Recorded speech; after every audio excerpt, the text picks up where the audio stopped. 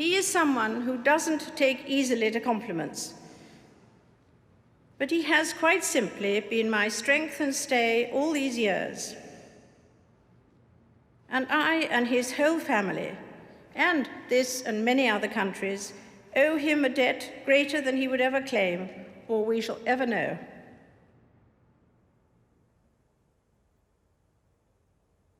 Although it's a time of great happiness and good cheer for many, Christmas can be hard for those who have lost loved ones. This year especially, I understand why. But for me, in the months since the death of my beloved Philip, I have drawn great comfort from the warmth and affection of the many tributes to his life and work, from around the country, the Commonwealth, and the world. His sense of service, intellectual curiosity, and capacity to squeeze fun out of any situation were all irrepressible. That mischievous, inquiring twinkle was as bright at the end as when I first set eyes on him. But life, of course, consists of final partings as well as first meetings. And as much as I and my family miss him, I know he would want us to enjoy Christmas.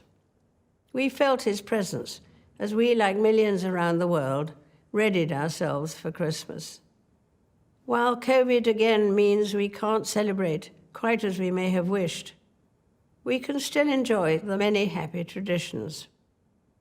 Be it the singing of carols, as long as the tune is well known, decorating the tree, giving and receiving presents, or watching a favorite film where we already know the ending.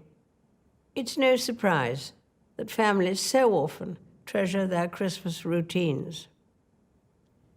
We see our own children and their families embrace the roles, traditions, and values that mean so much to us, as these are passed from one generation to the next, sometimes being updated for changing times. I see it in my own family, and it is a source of great happiness. Prince Philip was always mindful of this sense of passing the baton.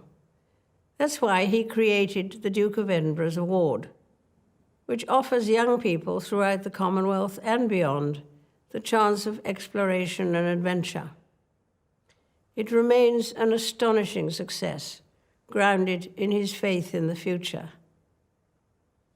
He was also an early champion of taking seriously our stewardship of the environment, and I am proud beyond words that his pioneering work has been taken on and magnified by our eldest son, Charles, and his eldest son, William, admirably supported by Camilla and Catherine, most recently at the COP Climate Change Summit in Glasgow.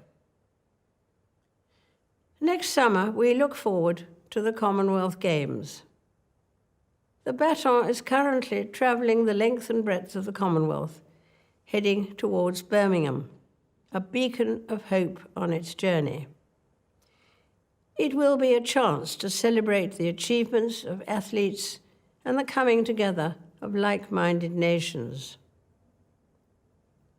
And February, just 6 weeks from now, will see the start of my Platinum Jubilee year, which I hope will be an opportunity for people everywhere to enjoy a sense of togetherness, a chance to give thanks for the enormous changes of the last 70 years, social, scientific, and cultural, and also to look ahead with confidence.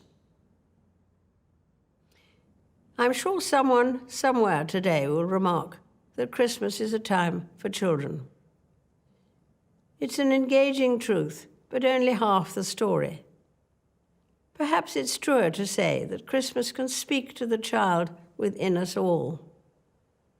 Adults, when weighed down with worries, sometimes fail to see the joy in simple things, where children do not.